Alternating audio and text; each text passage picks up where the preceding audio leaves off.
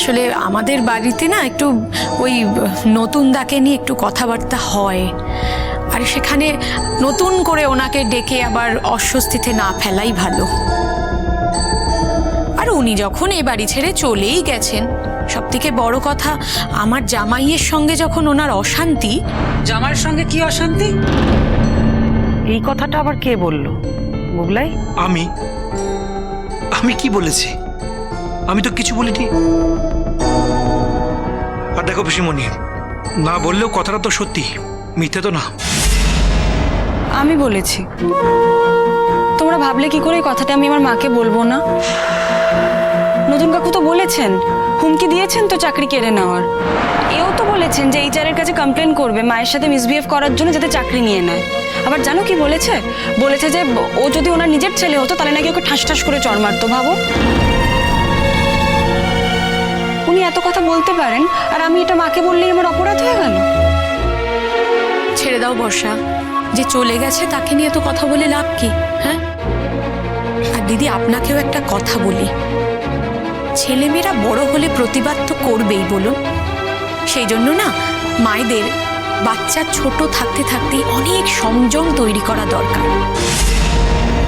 এই দেখুন না বর্ষা, বলুক দেখি একটা কথা আমাকে নিয়ে, আমার চোখের দিকে তাকিয়ে কথা বলতেই পারে না, তো আপনাকে নিয়ে কি করে ওরা কথা বলে?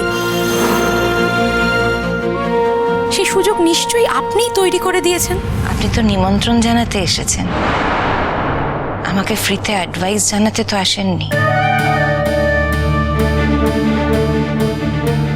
আর আমিও তো আপনার কাছে অ্যাডভাইস চাইনি।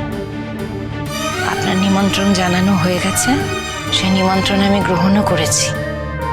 আমি হয়তো যেতে পারবো না। কেন?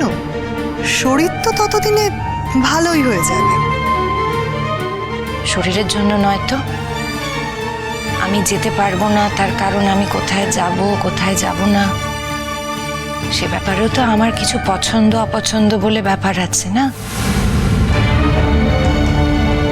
এই যেমন আপনাদের পছন্দ অপছন্দ আছে, আপনারা কাকে আপনাদের বাড়িতে ডাকবেন কাকে ডাকবেন না সেরকমই বলতে পারেন।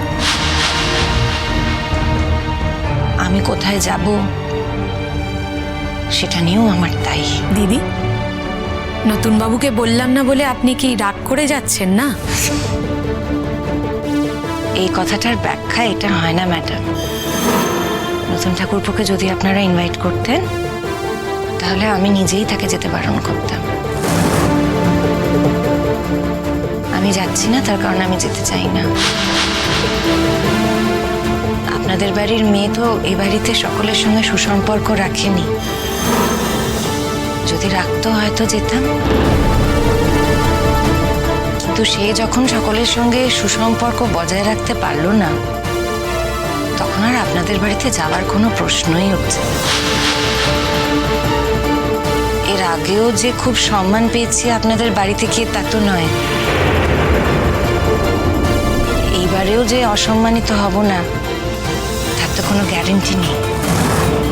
তাই আমি এখন থেকেই বলে দিলাম আমার যাওয়া হবে না।